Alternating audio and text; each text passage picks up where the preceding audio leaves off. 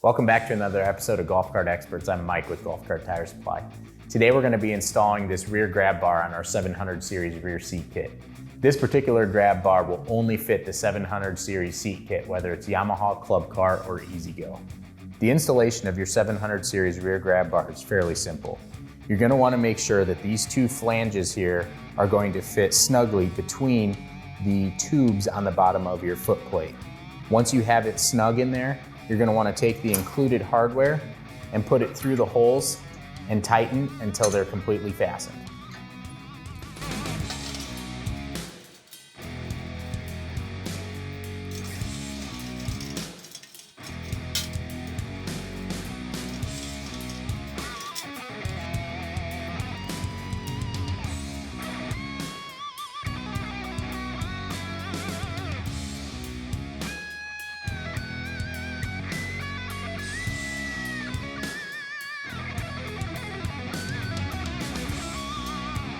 That concludes the installation of the rear grab bar. If you'd like to purchase it, the link will be in the description. And if you haven't already, please subscribe to our channel for more videos just like this one. Thank you for watching today's video.